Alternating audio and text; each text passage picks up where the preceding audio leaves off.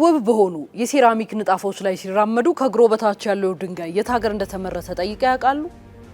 ምናልባትም መልሱ ከባህር ማዶ የሚል ሊሆን ይችላል። ለብዙዎቻችን ሴራሚክ የቅንጦት ምልክት፣ በዶላር ተመን የሚወደድና የሚናፈቅ ማዕድን ነበር። ዛሬ ግን ይህ ታሪክ መቀየር ጀምሯል።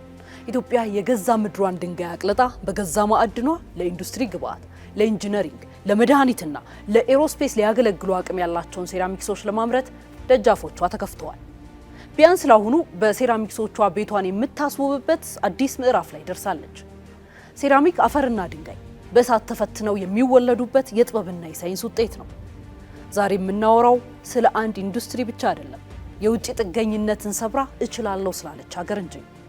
ሴራሚክ ለብዙዎቻችን የቤት ውበት ወይም የግድግዳ ጌጥ ሊሆን ይችላል። ነገር ግን ለሀገር ከኢኮኖሚም ከውበትም በላይ ትርጉም አለው። ዛሬ የምናወራው ስለ አንድ ትልቅ የኢንዱስትሪ ምርታ ነው። ለመሆኑ ኢትዮጵያ በኮንስትራክሽን ማዕድን ዘርፍ አንዱ በሆነው ሴራሚክስ ላይ ምን ብትሰራ ነው ለውጥ ማምጣት የቻለችው?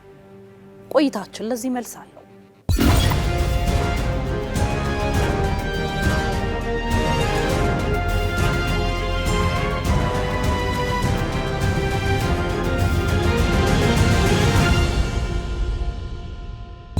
የኢትዮጵያ የሴራሚክስ ጉዞ የጀመረው ከ4 አስርት ዓመታት በፊት ነበር በሐዋሳ ምድር በታቦር ሴራሚክስ አማካኝነት። በ1981 ዓ.ም በሐዋሳ ከተማ የተመሰረተው ታቦር ሴራሚክስ ኢትዮጵያ በገዛ ማዕድኗ ሴራሚክ ማምረት እንድትችል ለመጀመሪያ ጊዜ ያበሰረ ነው። ነገር ግን ሀገሪቱን ከውጭ ጥገኝነት ሊያላቅቃት የቻለ አልነበረም። በሌላው ዓለም ሴራሚክስ ከኤሮስፔስ ኢንዱስትሪያል ግብዓትነት ጀምሮ እስከ ኮንስትራክሽን ዘርፍ ድረስ አስተዋጽኦ ከፍተኛ ነው። በተለይ በግንባታው ዘርፍ ኢትዮጵያ ምንም እንኳን አስፈላጊ የማዕድን ግብዓት ቢኖራትም ሴራሚክስን በበቂ ሁኔታ በሀገር ውስጥ ማምረት ባለመቻሏ ለከፍተኛ የውጭ ምንዛሪ ወጪ ዳርጓት ቆይቷል። አሁን ላይ የመደመር መንግስት የማዕድን ዘርፉን ለማዘመን በፖሊሲና በአሰራር ድጋፍ በማድረጉ ኢትዮጵያ የገበያ ፍላጎቷን 60 በመቶ በራሷ ምርት መሸፈን ችላለች።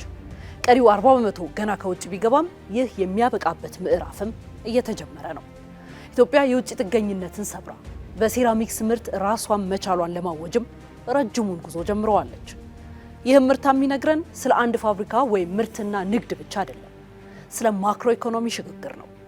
ከ60 በመቶ በላይ የሀገር ውስጥ ፍላጎትን በሀገር ውስጥ ማምረትና መሸፈን ስለመቻል። ይህ ግን እንዴት ሊሆን ቻለ? እስኪ በጥቂቱ እንዳሳቸው። በአሁኑ ወቅት በኢትዮጵያ ከ7 እስከ 9 የሚሆኑ የሴራሚክስ ፋብሪካዎች በሙሉ አቅማቸው ምርት ላይ ናቸው። በግንባታ ላይ ያሉትን ጨምሮ አጠቃላይ ቁጥራቸው ከ12 በላይ ይደርሳል።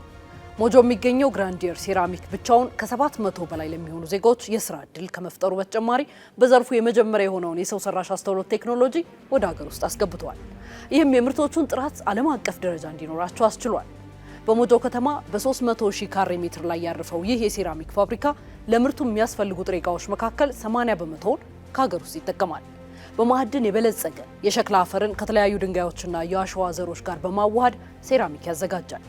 ለምርቱ የሚያስፈልጉትን እነዚህን ጥሬ ዕቃዎች የሚያሰባስበውም እዚያው ሞጆ ዙሪያ 100 ኪሎ ሜትር ባልሞላ ርቀት ውስጥ ነው። ግራንዲየር ሴራሚክ በግንባታ ፍጥነትም ተጠቃሽ ነው። የቦታ ዝግጅት፣ የህንፃ ግንባታ፣ የማሽነሪ ተከላና የሙከራ ምርትን ጨምሮ በአጠቃላይ ስራው ተጠናቆ ለአገልግሎት የበቃው በ9 ወራት ውስጥ ብቻ ነው። ከ2 ቢሊዮን ብር በላይ መዋለ ንዋይ የፈሰሰበት ይህ ፋብሪካ ከሴራሚክ በተጨማሪ በአውሮፓ የጥራት ደረጃ የፖርሲል ታይሎችን ለማምረትም ዝግጅት እያደረገ ይገኛል። ሌላው ቁልፍ ተዋናይ ዱያን ሴራሚክ ነው። በ2018 የመንግስት 3ኛው የ100 ቀን ሪፖርት እንዳመላከተው ይህ ፋብሪካ ብቻውን በአመት 28 ሚሊዮን ዶላር የሚያወጣ የውጭ ምርትን በሀገር ውስጥ መተካት ችሏል። ነገር ግን ትልቁ የምስራች በሰሜን ሸዋ ቡልጋ ከተማ አስተዳደር ልዩ ስሙ ቱለፋ በሚባለው ስፍራ ይገኛል። በዚህ ስፍራ በ10 ቢሊዮን ብር ኢንቨስትመንት እየተገነባ ያለው ባይጃ ሴራሚክ ስራ ሲጀምር በቀን 35,000 ካሬ ሜትር የማምረት አቅም ይኖረዋል። ይህ ፋብሪካ ብቻውን የሀገሪቱን 70 በመቶ ፍላጎት የመሸፈን አቅም ስላለው ኢትዮጵያ ከአስመጪነት ወደ ላኪነት የምትሸጋገርበት ቀን እጅግ እንዲቀርብ አድርጎታል።